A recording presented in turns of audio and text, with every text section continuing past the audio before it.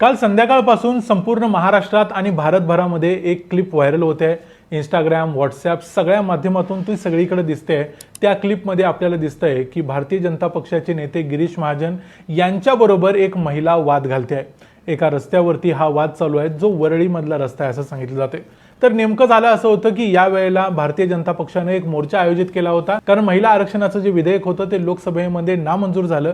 याच्याबद्दलचा हा मोर्चा होता आणि या मोर्चामध्ये गिरीश महाजन आलेले असताना जो ट्रॅफिक जाम झाला त्याच्याबद्दल या बाईनं वाद घातला. त्यानंतर बाईनं मग पोलिसांशी हुज्जत घातली, महिलांशी घातली. त्या बाईनं तिथं काय काय केलं ते बघूयाच. पण नेमकं त्यावेळेला काय घडलं, ही परिस्थिती का निर्माण झाली, कशी निर्माण झाली, त्या महिलेबद्दल आपल्याला काय माहिती आहे काय, हे सगळं बघूया आजच्या या व्हिडिओमध्ये. मी आहे रणजित यादव आणि तुम्ही पाहताय द मराठी बाणा. काल महिला आरक्षणाच्या संदर्भातला जो महायुतीचा मोर्चा होता तो संध्याकाळी 5:30ला चालू होणार होता आणि हा 5:30चा मोर्चा जांभोरी मैदान वरळीमधून निघणार होता आणि तिथून तो चालत चालत जाऊन तो NSCIचा जो डोम आहे तिथपर्यंत जाऊन त्याचा समारोप होणार होता. तिथं त्या ठिकाणी देवेंद्र फडणवीस, रवींद्र चव्हाण, अमित साटम असे भारतीय जनता पक्षाचे सगळे मोठे मोठे महाराष्ट्रातले नेते येणार होते. त्यामध्ये गिरीश महाजन देखील येणार होते.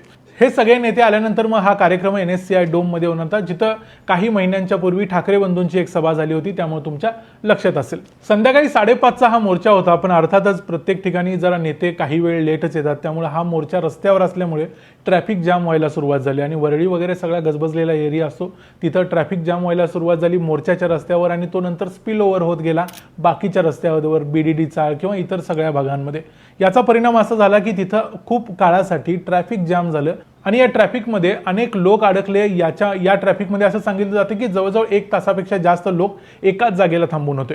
याच वेळी संध्याकाळी आपल्या मुलाला शाळेतून आणायला एक बाई चाललेली होती, जी मुंबईकर होती असं सांगितलं जाते. या बाईचं नाव अजूनही कुठल्याही मीडियामध्ये क्लिअर झालेलं नाही, त्यामुळे नाव आता सांगता येत नाही. पण मुद्दा हा आहे की ती वरळीतली कोणीतरी व्यक्ती होती, ती आपल्या मुलाला आणायला जात होती आणि ती 1 तासभर त्या ठिकाणी अडकून पडल्यामुळं तिच्या रागाचा जो पारा जास्तच चढला आणि ती डायरेक्ट येऊन मंत्री गिरीश महाजनांना भिडली. मैदान में जाके बोलिए ट्रैफिक को रोकते नहीं, okay, get out of here.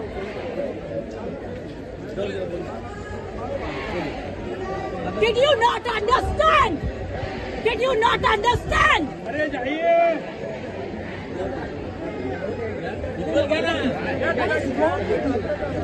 No, what is wrong with you? There are hundreds of people waiting. There is an empty ground there. There is an empty ground. Yes. Get out of here. मेरे से कोई बात नहीं करेगा. यहाँ से इस traffic को हटाओ. हटाओ. मंत्री गिरीश महाजनांना तिनं स्पष्टपणे सांगितलं की इथं शेकडो लोक अडकलेले आहेत, तुम्हाला समजत नाही काय, तुम्हाला दिसत नाही काय, या भाषेत ती बोलली. गिरीश महाजनांना तिनं डायरेक्ट सांगितलं गेट आउट ऑफ हिअर, म्हणजे इथून निघून जा.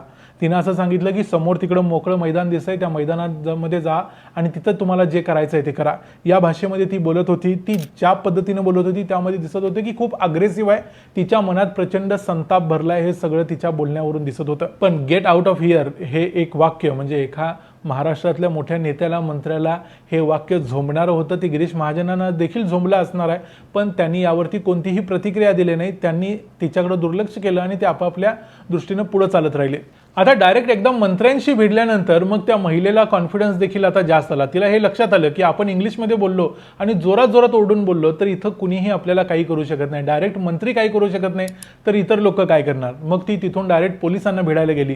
पोलिसांशी देखील तिनं हुज्जतच घातली.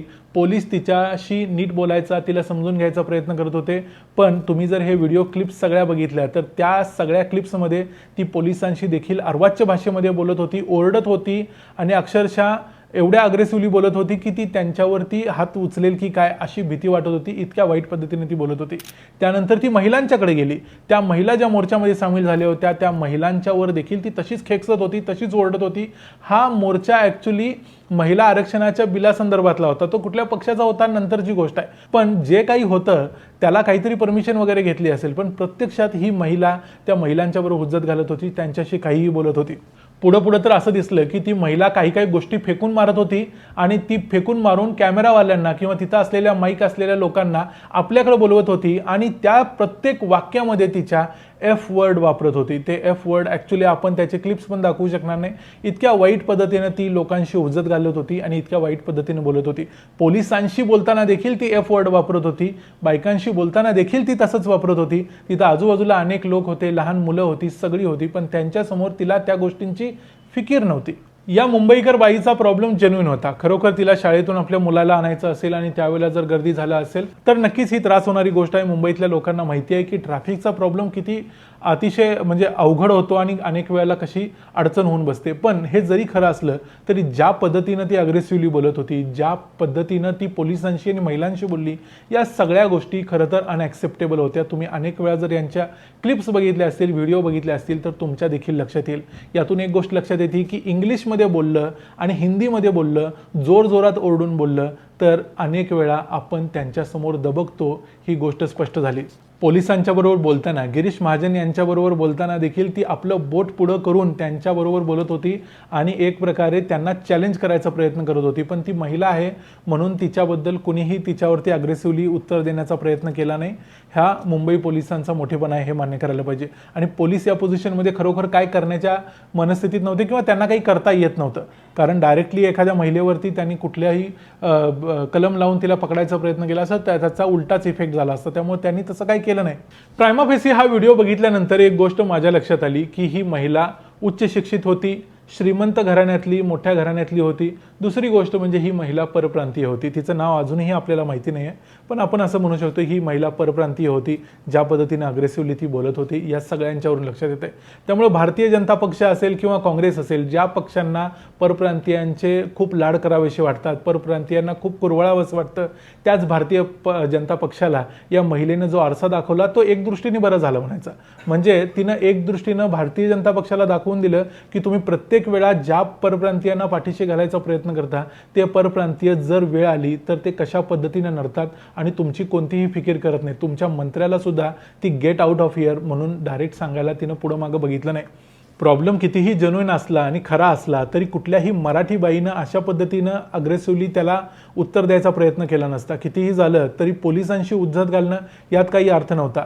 मोर्चा चुकीच्या वेळी चुकीच्या स्थानी आणि जास्त वेळ होता हे मान्य जरी केलं तरी अशा पद्धतीनं पोलिसांच्या अंगावर धावून जाण्याचा प्रयत्न हा चुकीचाच होता. या सगळ्यातून तिने एक गोष्ट मात्र दाखवून दिली, ती म्हणजे मुंबई कुणाची आहे. महाराष्ट्रातला नेता, जो महाराष्ट्रातला एक मोठा नेता आहे गिरीश महाजन यांच्यासारखा, महाराष्ट्रातले मराठी पोलीस, महाराष्ट्रातल्या मराठी महिला ज्या मोर्चासाठी तिथं आलेल्या होत्या, या सगळ्यांना तिनं एका शब्दात सांगितलं, get out of here. Get out of here या शब्दात तिनं मुंबई कोणाची आहे या प्रश्नाचं उत्तर दिलं. आणि हे भारतीय जनता पक्षाला आणि ज्या ज्या लोकांना मुंबईमध्ये राहून मराठी माणसाच्या विरोधात भूमिका घ्यायला आवडते त्या सगळ्यांच्यासाठी आरसा दाखवणारी गोष्ट आहे. यामध्ये त्या महिलेच्या जी प्रॉब्लेम होता त्या प्रॉब्लेमला मी अजूनही नाही म्हणत नाही, पण ती ज्या पद्धतीनं बोलली आणि ज्या अग्रेसिव्हली बोलली ते चुकीचंच होतं असं म्हणायला पाहिजे. या संपूर्ण प्रकरणाबद्दल तुम्ही हे व्हिडिओ बघितले असतील तर तुमचं काय मत आहे? मी जे रीडिंग केलं याच्यामध्ये मी चुकतोय की नेमकं जे मला दिसलं तेच तुम्हाला देखील दिसलं ते तुम्ही आम्हाला कमेंट्समध्ये जरूर सांगा. व्हिडिओ आवडला असेल तर व्हिडिओला लाईक करा, चॅनलला सबस्क्राईब करा. पुन्हा भेटू पुढच्या व्हिडिओमध्ये.